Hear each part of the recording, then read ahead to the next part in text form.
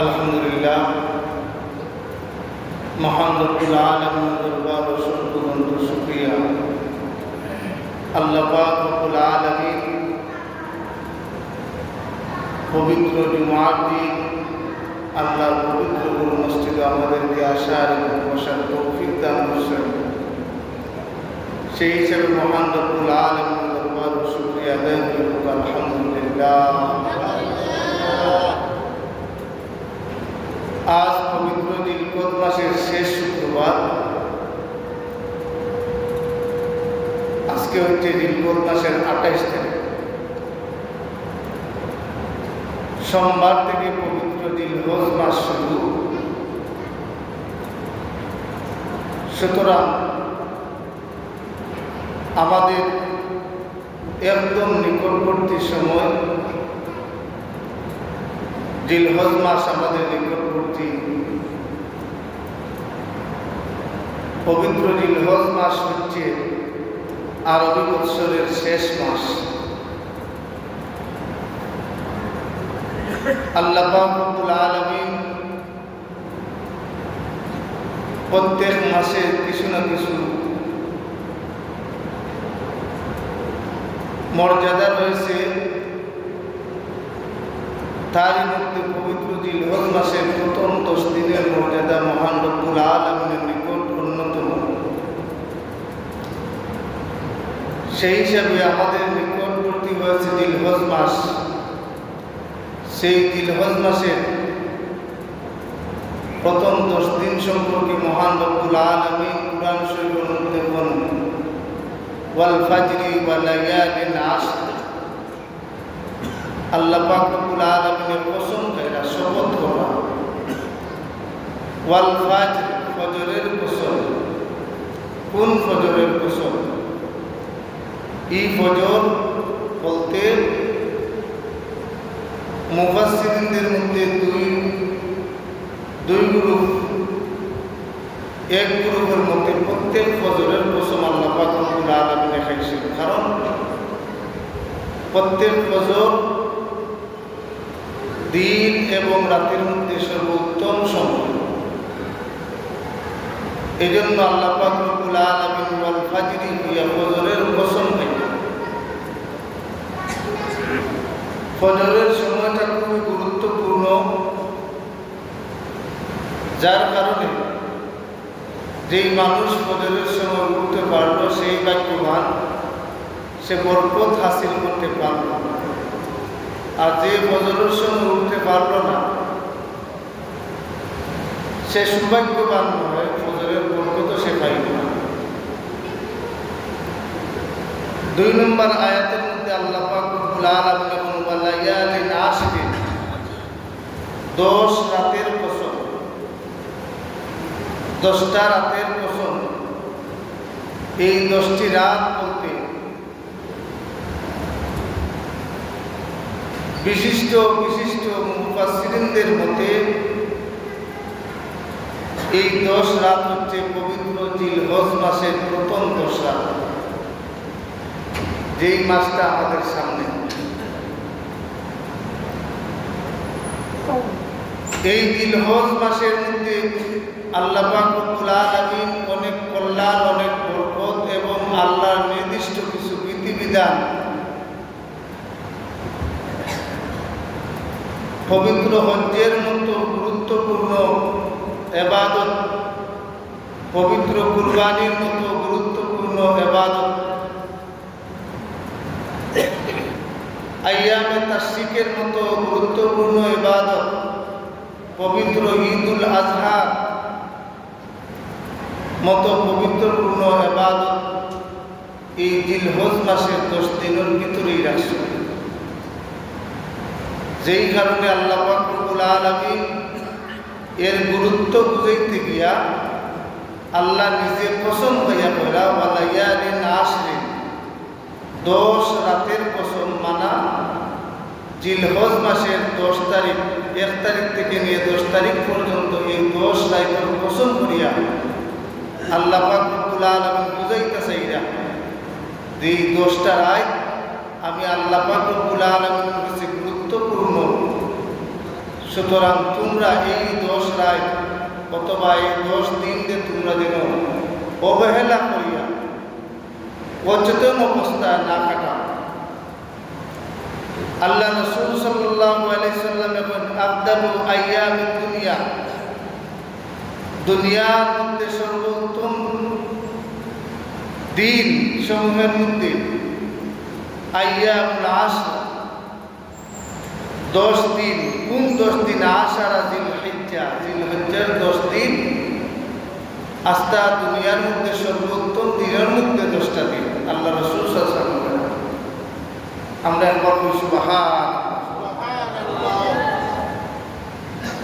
আল্লাহ রাসূল সাল্লাল্লাহু আলাইহি ওয়াসাল্লাম বলেন, মা মিন আইয়ামি আযম ইনদাল্লাহ ওয়ালা আহাব্বু ইলাইহিল আমাল ফীহিন্না মিন হাযিহিল আইয়ামিল আশর ফাআকসিরু ফীহিন্না মিনাত তাহলিল ওয়াত তাকবীর ওয়াত তাহমীদ। আল্লাহ রাসূল সাল্লাল্লাহু আলাইহি ওয়াসাল্লাম বলেন, আল্লাহর নিকট আশারায়ে জিলহজ মানা জিলহজের প্রথম 10 দিন ব্যতীত আমলের জন্য অধিক মহৎ আর কোনো দিন হইতে পারে না।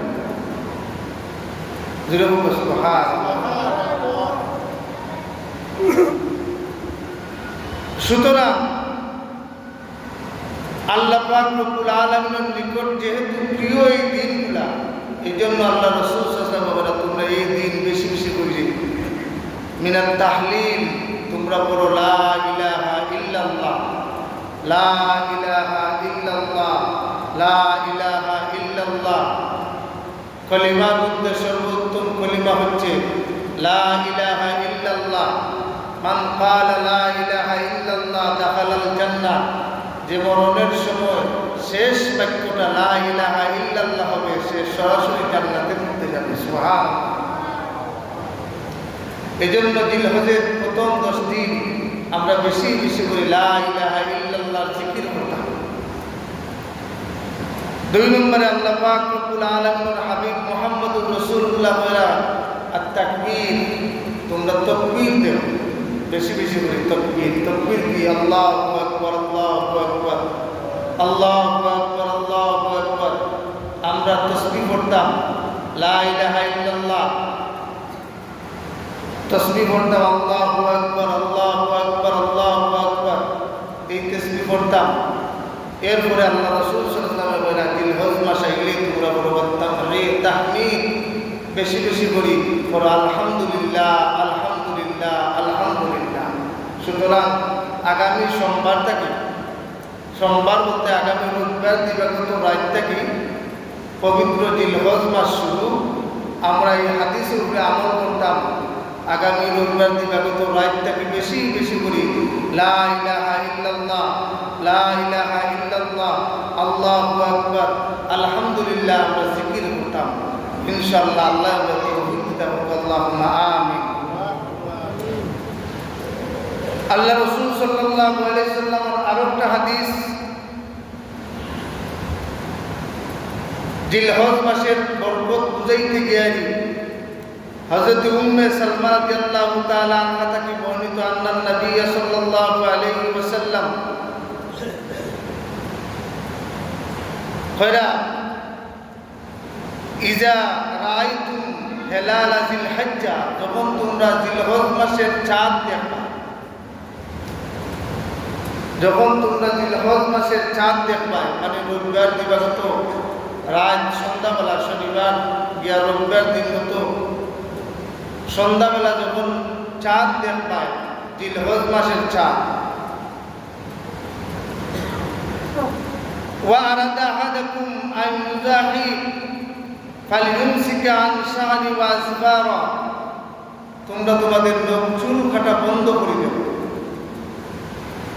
তোমাদের মধ্যে থেকে যারা কুরবানি দিবা, কুরবানি যারা দেওয়ার সামর্থ্য আছে, কুরবানি যারা দিবা, কুরবানি দেওয়া হচ্ছে ওয়াজিব, ওয়াজিব তরক করলে কবিরা গুনাহ। কাদের উপরে কুরবানি ওয়াজিব? ইনশাআল্লাহ আমি ধারাবাহিক আলোচনা করব। আমরা অনেকেই কুরবানির হকদার। সুতরাং আল্লাহ রাসূল সাল্লাল্লাহু আলাইহি সাল্লামের বলেন তোমরা যারা কুরবানি করবা, জিলহজের চাঁদ দেখার সাথে সাথে নখ চুল কাটা বন্ধ করে দেবে। কি হবে? তুমি নিয়ত করিলা যে যেই সময় আমি কুরবানি দিব, কুরবানি দেওয়ার পরে আমি গান নখ চুল কাটবো, এর আগে নখ চুল কাটতাম না। কারণ আল্লাহ রাসূল সাল্লাল্লাহু আলাইহি সাল্লামের এক সাহাবী হযরত আব্দুল্লাহ ইবনে আব্বাস রাদিয়াল্লাহু তাআলা বিখ্যাত ফকিহ সাহাবী, একদিন রাস্তা মুখে হাঁটিয়া যাইয়া দেখলা এক মহিলায় কানোর বাচ্চার চুল ফালাইল। কইলা গো মহিলা, তুমি কি জানো না এখন জিলহজ মাস চলে? সাহাবায়ে কেরামেও চুল ফালানি পছন্দ করতেন না জিলহজ মাস আইলে কুরবানি দেওয়ার আগ পর্যন্ত। এমনকি গরের কেউ বাচ্চাদেরও চুল ফালাইতেন। আর আমাদের ফ্যাশন হয়ে গেছে ঈদের আগের দিন চুল না হাঁটলে ঈদও হয় না। চুল ফালানি, লম্বা চুল থেকে খাটো করা সুন্নত, নখ লম্বই গেলে ফালানি সুন্নত, মুছ লম্বই গেলে ফালানি সুন্নত। কিন্তু জিলহজ মাসে প্রথম 10 দিন নখ চুল না কাটা সুন্নত।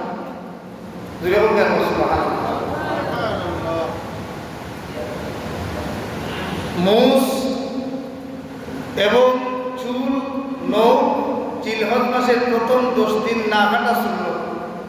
ঈদুল জমাত বাদে কুরবানি করে দিয়া এর বাদে চুল কাটাতে কোনো অসুবিধা নেই, বাচ্চা ঈদ।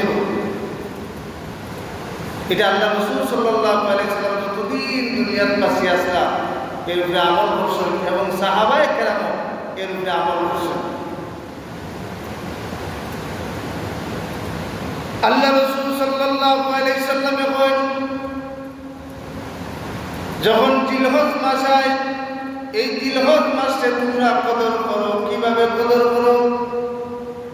একটা হাদিসের মধ্যে আমি বলছি, আমরা লা ইলাহা ইল্লাল্লাহর জিকির করতাম, আমরা আল্লাহু আকবারের জিকির করতাম, আমরা আলহামদুলিল্লাহর জিকির করতাম। আর একটা হাদিসের মধ্যে পাইলাম, জিলহজ মাস আইলে নকশুল কাটা বন্ধ করে দিতাম।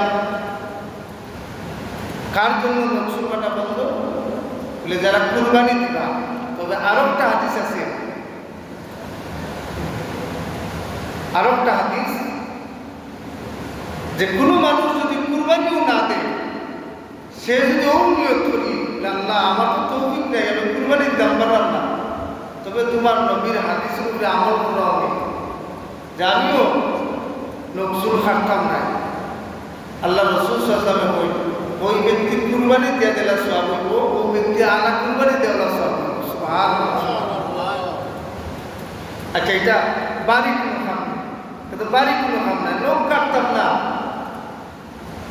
দরকার লাগে রবিবারে আশ্রম টাইমে কাটবো, রবিবারে কাটি দেবো, রবিবারে কাটি দেবো, আর 10 দিন লেগে কাটতাম না। আমি বাসায় আমি কুরবানি বাদে গিয়ে খাবো। জিলহজ মাসের প্রথম 10 দিন আল্লাহ রাসূল সাল্লাল্লাহু আলাইহি ওয়াসাল্লামের কদর করতে কানা রাসূলুল্লাহ সাল্লাল্লাহু আলাইহি ওয়াসাল্লাম ইয়াসুমু তিসাজিল হিজ্জা। জিলহজ মাসের প্রথম 9 দিন আল্লাহ রাসূল সাল্লাল্লাহু প্রথম দিন থেকে আরফার দিন 9 দিন, আরফার দিন পর্যন্ত আল্লাহ রাসূলের রোজা রাখতেন। সুবহানাল্লাহ। আরফার দিন রোজা রাখা খুব সওয়াব।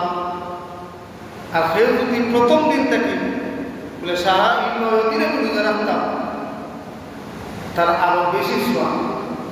আর যদি সেই 9 দিন ফারন না, 1 লাগার 9 দিন রোজা রাখতা ফারন না, আল্লাহ রাসূল সাল্লাল্লাহু আলাইহি ওয়াসাল্লাম বলেন, সিয়ামু ইয়াউমি আরাফা আহতাসিবু আলা আল্লাহি আন ইউকাফিরা সানাতাল্লাতী ক্বাবলাহু ওয়া সানাতাল্লাতী বাদাহু। আল্লাহ রাসূল বলেন, যদি কেউ 9 দিন রোজা রাখতে না পারে, একদিন থেকে 9 তারিখ পর্যন্ত রোজা রাখতে না পারে, তবে যদি শুধু আরফার দিন 9 জিলহজ 9 তারিখ যদি কেউ রোজা রাখিলাই, আল্লাহ রাসূল বলেন, আমার আল্লাহ হয়তো আমার এই উম্মত আগের 1 বছর বাদের 1 বছর গুনাহ মাফ করে দিলাইবা।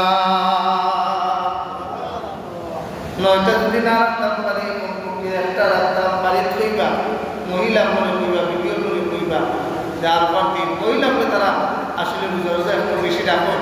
প্রায় সময় তারা জিজ্ঞায়, যে কোনো সময় সামকা গেলেও নতুন বেশ মহিলা প্রায় জিজ্ঞায় রোজা রাখতাম, কিলা রাখতাম, জিজ্ঞায়।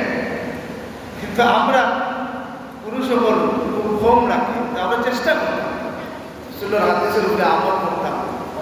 আরফার দিন, আরফার কোন দিন? 9 তারিখ, জিলহজ মাসের 9 তারিখ, যেই দিন সৌদি আরব ঈদ হইব, যেই দিন সৌদি আরব ঈদ হইব, ওই দিন আমরা 9 তারিখ, সৌদি আরব যেদিন ঈদ ওই দিন আমরা 9 তারিখ, ওই দিন আমরা রোজা রাখতাম। আর যদি কোনো মানুষ হজের মধ্যে যায়, আল্লাহ রাসূল সাল্লাল্লাহু আলাইহি ওয়াসাল্লাম বলেন, হজের মধ্যে গেলে রোজা রাখা লাগতো না। আরফা রোজা গিয়া রাখতে নিষেধ করছেন। তাহলে আমরা যারা হজ নাই, আমরা জন্য আরফা রোজা, যারা হজ করছেন তারা জন্য আরফা রোজা। আরফা গুরুত্বপূর্ণ জিনিস। আরফার দিন আল্লাহ পাক রব্বুল আলামিন অত মানুষকে মাফ করে দেন, দুনিয়ার ইতিহাস আর কোনদিন অত মানুষকে আল্লাহ মাফ করে দেন না। আরফার দিন আল্লাহ পাক রব্বুল আলামিন যত মানুষের যত গুনাহগার করে আল্লাহ মাফ করে দেন। সুবহানাল্লাহ। আরেকটা আমল, জিলহজ মাসের 9 তারিখ পর্যন্ত থাকি জিলহজ মাসের 9 তারিখ ফজর থাকি 13 তারিখ আসর পর্যন্ত, জিলহজ মাসের 9 তারিখ ফজর থাকি 13 তারিখ আসর পর্যন্ত আইয়ামে তাশরিক বলা হয়। তাকবীর যেটা, আল্লাহু আকবার আল্লাহু আকবার, লা ইলাহা ইল্লাল্লাহ আল্লাহু আকবার আল্লাহু আকবার ওয়ালিল্লাহিল হামদ। এই তাসবিহগুলা প্রত্যেক ফরজ নামাজ বাদে একবার পড়া ওয়াজিব। একবার পড়া ওয়াজিব কার জন্য? প্রত্যেক বালিগ পুরুষ বালিগ মহিলা, বালিগ পুরুষ বালিগ মহিলা। বেটাইনতেও পড়তে হইবে, বেটিনতেও পড়তে হইবে। বেটাইনতে পড়বা জুড়ে জুড়ে তকবীর দিয়া, সালাম ফিরাইও জুড়ে জুড়ে পড়বা। একবার পড়বা আল্লাহু আকবার আল্লাহু আকবার, লা ইলাহা ইল্লাল্লাহ আল্লাহু আকবার আল্লাহু আকবার ওয়ালিল্লাহিল হামদ। প্রত্যেক ফরজ নামাজ বাদে একবার পড়া ওয়াজিব আর 3 বার পড়া মুস্তাহাব। আমরা 3 বার পড়ি, মহিলা বলে জানাইয়া দিবা, তারাও পড়তে হইব। আমরা খালি পড়তে হইতে না, মহিলা বলে পড়তে হইব। প্রত্যেক ফরজ নামাজ বাদে কেউ যদি ফরজ না ওয়াজিব তরক করলাম, কবিরা গুনাহ। ওয়াজিব তরক করলে কবিরা গুনাহ। ফরজ নামাজ পড়লা না, এক গুনাহ করলা, কবিরা গুনাহ। আবার আইয়ামে তাশরিক করে তাসবিহ পড়লা না, আবার কবিরা গুনাহ করলা। সুতরাং নামাজও পড়তে হইব, এই তাসবিহও পড়তে হইব। যদি 3 বার নাও পারো, কমপক্ষে একবার পড়তে হইব। আর পারলে 3 বার পারলে মুস্তাহাব, আরো বেশি নেকি। আল্লাহর নাম তো যত লইব তত বেশি সওয়াব। এরপরে আমল হইল গাড়ি কুরবানি। কুরবানি এরপরে আমল হইল গাড়ি কুরবানি। কুরবানি কাজ উপরে ওয়াজিব। কুরবানি মালিকের নিসাব যাদের আছে তাদের উপরে কুরবানি ওয়াজিব। মালিকের নিসাব খান, আস্থা বছর টাকা টাকা লাগতো না। আস্থা বছর টাকা থাকুক বা না থাকুক, কুরবানি 3 দিন, যে 3 দিন দেওয়া ওয়াজিব, যে 3 দিন কুরবানি দেওয়া যায়, ও 3 দিন যদি কোনো মানুষের কাছে নেশাব পরিমাণ মাল থাকে, নেশাব পরিমাণ টাকা থাকে, নেশাব পরিমাণ মাল বা টাকা কত 52.5 কোটি রুপার দাম যদি কেউর কাছে থাকে, হাতে গড়ে বেঙ্ক, হাতে থাকুক অথবা গড়ে থাকুক অথবা বেঙ্ক থাকুক, খের কাছে যদি থাকে নেশাব পরিমাণ মাল, ও 3টা দিন যদি খের কাছে থাকে, মনে করুকা ঈদুল আজহার দিন আপনার কাছে 52.5 কোটি রুপার দাম 2 লাখ টাকা মনে হয়, তো মানে দাম 2 লাখ 1,000 বা 2,000 বা 5,000, এর ভিতরে 2 লাখ টাকা যদি কেউ কাছে থাকে, তার উপরে কুরবানি ওয়াজিব, কুরবানি দেওয়াও লাগবে। এখন মনে হচ্ছে ঈদুল আজহার দিন যদি কেউ কাছে 2 লাখ টাকা নাই, ঈদুল আজহার বাদের দিনও নাই, এর বাদের দিন 3 নম্বর দিন হঠাৎ করে আপনার কাছে টাকা 2 লাখ আসছে, আপনার নিজের টাকা, আপনার উপরে কুরবানি ওয়াজিব হয়ে গেছে। ও দিনের ভিতরে আপনি কুরবানি দেওয়া লাগবে, রাতে কোনো নিস্তার নাই। এটা হচ্ছে মাসলা। যদি কোনো মানুষের কাছে খরচের অতিরিক্ত, মনে করুন আপনার খরচের অতিরিক্ত, আপনার প্রয়োজন নাই, প্রয়োজনের অতিরিক্ত একটা বাড়ি আছে, আপনার খরচের প্রয়োজন নাই, প্রয়োজনের অতিরিক্ত একটা গাড়ি আছে, বাড়ি আছে, অতিরিক্ত আপনার জিনিস, এই বাড়ি আপনার ব্যবহার করেন, অথচ 52.5 কোটি রুপার দাম 2,05,000 টাকা, এই বাড়ির দাম 2,05,000। আপনার কাছে নগদ টাকা নাই কিন্তু বাড়ি আছে, আপনার কাছে নগদ টাকা নাই কিন্তু গাড়ি আছে, 2,05,000 টাকার গাড়ি আছে আপনার কাছে, আপনার মনে কুরবানি ওয়াজিব, আপনি দেও না কুরবানি। কুরবানি না দিয়া আপনার ওয়াজিব করাইতে পারতেন।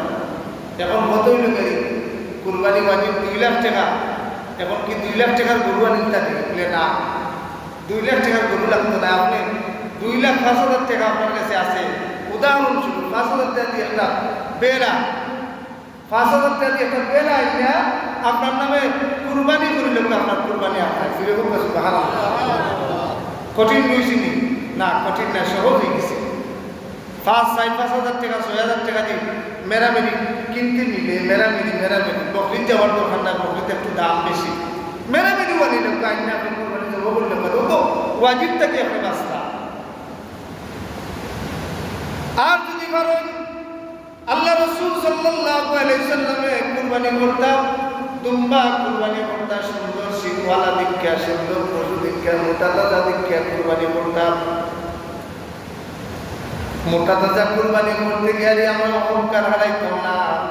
আমরা দেশইলা মানুষের সঙ্গে কুরবানি করুন, কুরবানির আগে গরু আনছই না বয়স আনছই, এই বয়সে দেখবার লাগে খান্দা ভাঙ্গা মানুষ আসলে এখানে কুকুর 100 লাগায় গরু দিয়ে দপ্পর টাকাইয়া, আর মানুষের খালি মাত্রা বা 10 লাখ টাকা দিয়ে গরু আনছে। আর বেটাও আঁকি বল আমার তাকে খেয়ে বড় কুরবানি দিতে হবে, আমি ওপর সেরা শেষ তাদের কুরবানি শেষ। লহুমুহা ওয়ালা দিমাহুহা, রক্ত চাইনা কুস্ত চাইনা আমার আল্লাহ যে তাকওয়া। সুবহানাল্লাহ সুবহানাল্লাহ। নাম কোটাইতে কুরবানি সামান্য খালি কইবাই এই দেখছেন বেটা আমার চেয়ে বড় এই গরু এই গাঁও থেকে ওই এলাকার যে দিছি ও কুরবানি শেষ, আর কেউ এটা করে লাভ নাই। ও যে অহংকার করছো, যে কোনো এবাদত করতে তাকওয়া লাগে, ছোট মন লাগে। কুরবানির ইতিহাস হযরত আদম আলাইহিস সালাম থেকে আইছে কুরবানির ইতিহাস। দুনিয়ার মধ্যে সর্বপ্রথম কুরবানি হযরত আদম আলাইহিস সালামের ছেলে বলে দিছেন কুরবানি। আদম আলাইহিস সালাম আল্লাহ 40 সূরা লাস্টে 41 বার হযরত হাওয়া আলাইহিস সালামের সন্তান জন্ম দিয়েছেন। 41 বারে 81 জন সন্তান হযরত হাওয়া আলাইহিস সালামের জন্ম দিয়েছেন। 81 জন সন্তান, 40 বারে 80 জন, আর 41 নম্বর বার হযরত শীশ আলাইহিস সালাম একলা তার মায়ের ঘরে জন্ম দিয়েছেন। হযরত আদম আলাইহিস সালামের জুড়া সন্তান আল্লাহ দিয়েছেন। প্রথম সন্তানের নাম কাবিল আর আকলিমা, দ্বিতীয় সন্তানের নাম হাবিল আর লিওয়াজা।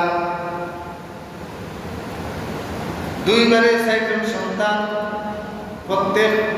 প্রত্যেকবার হযরত হাওয়া আলাইহিস সালামের ঘরে আল্লাহ জন্ম দিয়েছেন এক ছেলে এক মেয়ে, এক ছেলে এক মেয়ে। এইভাবে করে 80 জন জন্ম হয়েছে, এক ছেলে এক মেয়ে। এরা উপযুক্ত হয়েছেন 96 জন। আল্লাহ পাক রব্বুল আলামিন বলেন, ও আদম তোমার সন্তান এক ছেলে এক মেয়ে যে জন্ম দিয়েছেন, আমি আল্লাহ হারাম ঘোষণা করে দিলাম যে সময় যার সাথে যার বোন, যে বোন জন্ম দিয়েছেন এই বোনকে বিবাহ করা আমি আল্লাহ হারাম করে দিলাম। তবে আগের বছরের ছেলের লোকে বাদের বছরের মেয়ের বিয়া দিবায়, আর আগের বছরের মেয়ে দিবায় বাদের বছরের ছেলের লোকে। এই আইন আমি আল্লাহ জারি করলাম। সেই হিসাবে হযরত আদম আলাইহিস সালামের ছেলে প্রথম সন্তান কাবিলের বাটো করছেন লিওয়াজা, আর হাবিলের বাটো করছেন আকলিমা। কিন্তু দেখতে সুন্দর হচ্ছে আকলিমা, পয়লা মেয়েদের তাই দেখতে সুন্দর। আদম আলাইহিস সালামে যখন দুইও ছেলেরে ডাকিয়ে নিয়ে কইলা, ও আমার ছেলে, আল্লাহ পাক রব্বুল আলামিনের আইন, তোমার সাথে যে বোন জন্ম হয়েছেন হেনর বিয়া দিব, বাদের বছর তোমার যে ভাই জন্ম হয়েছেন তার সাথে, আর হেনর সাথে যে বোন জন্ম হয়েছেন হেনর বিয়া দিব তোমার সাথে। এই হইতেও কাবিল আদম আলাইহিস সালামের দুষ্ট ছেলে কাবিল মুখ বেগা করেছে, না বাবা তুমি তো আমার ভাই, কাবিলকে মায়া করো বিদায় সুন্দর আমার লোকের যে সুন্দর বোনকে দিলায় হলো, আর দেখতে খালা ও বোনটা দিলায় আমার না, এটা আমি মাইনে নিতে পারতাম না। দুনিয়ার প্রথম মায় সুন্দরতাকে আরম্ভ করছে, দুনিয়ার প্রথম মায় সুন্দর থেকে আরম্ভ হয়েছে। দুনিয়ার প্রথম হত্যা সুন্দর থেকে আরম্ভ হয়েছে, সুন্দর থেকে হত্যা। দেখুন যেন আইসাইল মায়ের সুন্দর থেকে মায়, সে খার আগে সুন্দর দরকার, সুন্দর ছাড়া হয় না। যত সুন্দর ওটা আমার দরকার, আর খালা টালা যেটা এটা আমার দরকার না। হযরত আদম আলাইহিস সালামের বিচার ফয়সালা করতাম, চিন্তার মধ্যে পড়ে গেছেন। আল্লাহ পাক রব্বুল আলামিনে জানাইয়া দেন, ও আদম, তোমার সন্তান আপনারা কুরবানি করতা, যদি কুরবানি যার কুরবানি কবুল হইব এই পাইবা সুন্দর বিবিয়া কালিমা, আর যার কুরবানি কবুল হইত না এই পাইবা খালা মহিলা হালিমা। আদম আলাইহিস সালাম যখন কুরবানি করো, কুরবানি কিতা করছেন? হাবিল তাই দুম্বা রাখালি করতা, সুন্দর সেই সাদা রঙের দুম্বা তাই রাখালি করতা। দেখিয়া বাচ্চা একটা দুম্বা লইছেন, দুম্বা লইয়া তাই কুরবানি করছেন।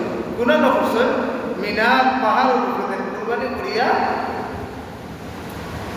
আর কাবিল কৃষি কাম করতা, কাবিলে কৃষি কাম করতা, তাই কিছু গন্তব্য আল্লাহ রাস্তায় কুরবানি করছেন, মানে পাহাড় তুইয়া এসে তার কাছে তো পশু নাই, তাই গন্তম পোতা শস্য দানা তাই কুরবানি করিয়া তুই পাহাড় তুলে তুইয়া এসে। কিন্তু কুরবানি কবুলের নিয়ম আছে সেই সময়, যার যেটা কবুল হইব ওইটা আসমান তাকে আগুন লাইয়া খাইবে। দেখা গেল হাবিলে যে তুমবা কুরবানি দিছিলা, কিছু সময় বাদে হাবিলটা আসমান তাকে আগুন লাইয়া খাইতেছে। যেই আগুনে খাইতেছে, এখন তো হাবিলর কুরবানি কবুল হয়ে গেছে, কিন্তু কাবিলে মাইনা নিতে পারে না। হযরত আদম আলাইহিস সালাম খানায়ে কাবা করতে করার উদ্দেশ্যে আল্লাহ পাক রব্বুল আলামিনের অনুমতি ক্রমে তাই গেছেন মক্কা শরীফ। আর এদিকে হাবিল আর কাবিল, হাবিল আল্লাহ ভক্ত মানুষ, হাবিল বাবা ভক্ত মানুষ।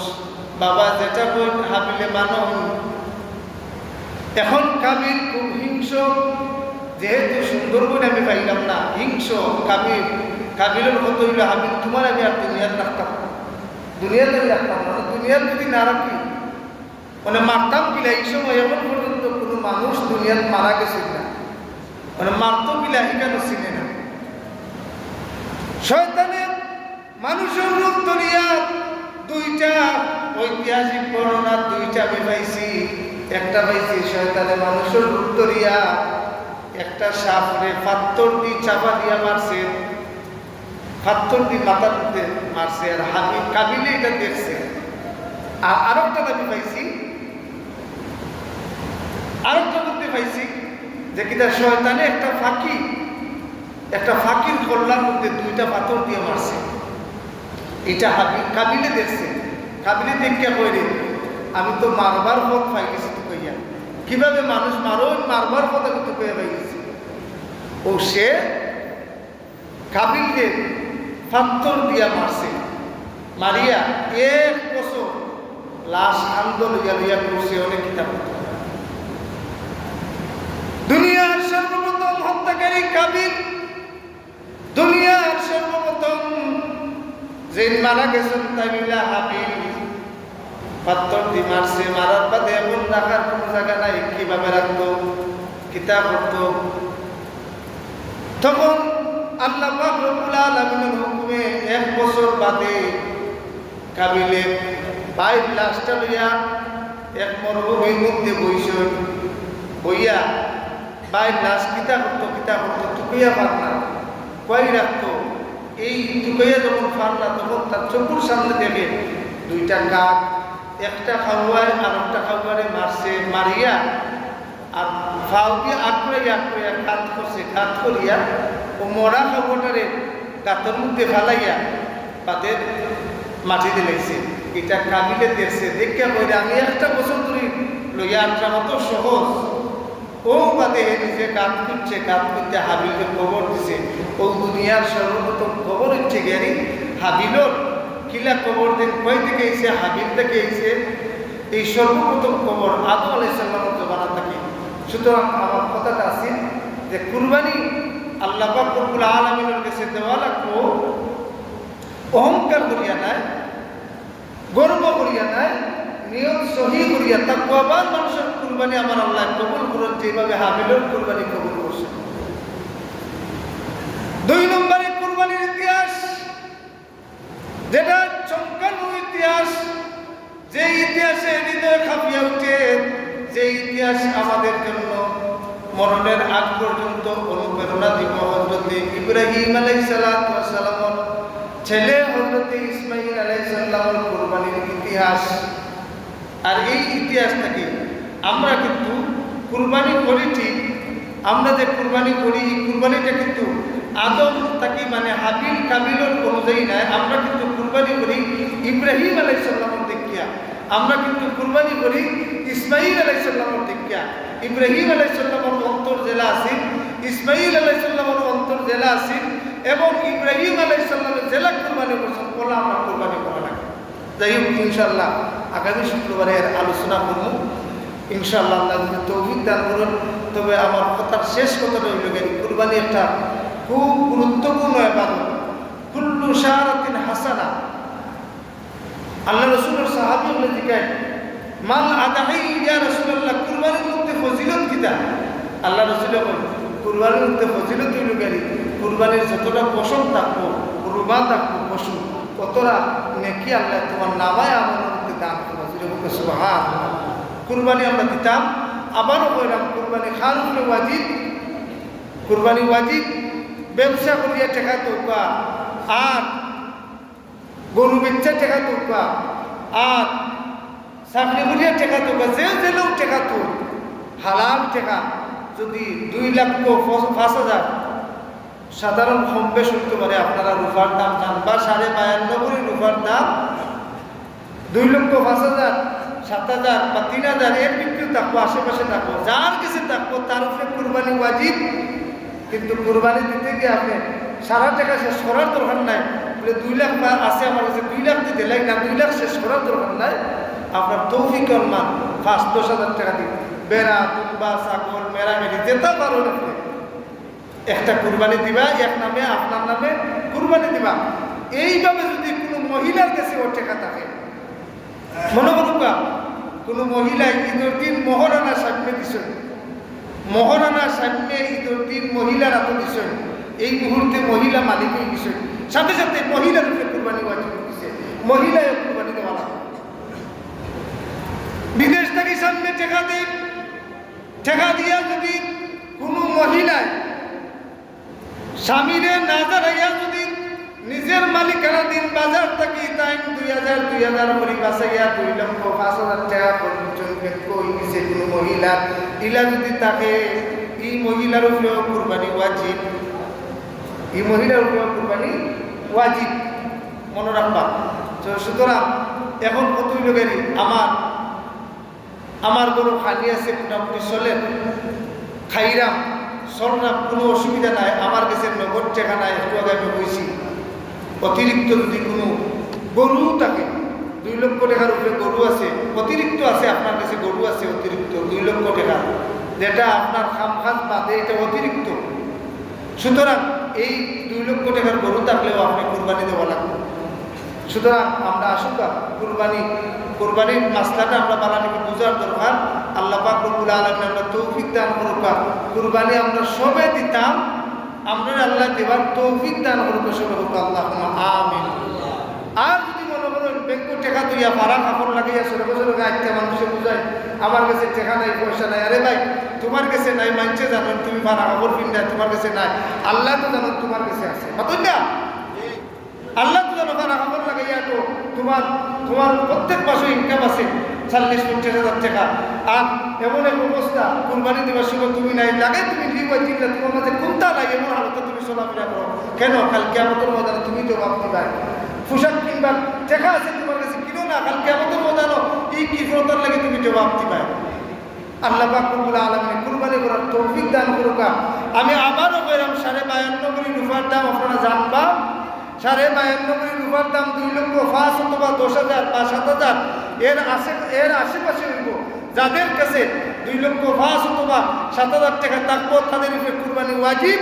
কোনো পুরুষ হোক কোনো মহিলা হোক কুরবানি দিতেই হবে এতে শরীকানা দেবকা অথবা নিজ একলা বকরি ছাগল দেবকা কোনো অসুবিধা নাই।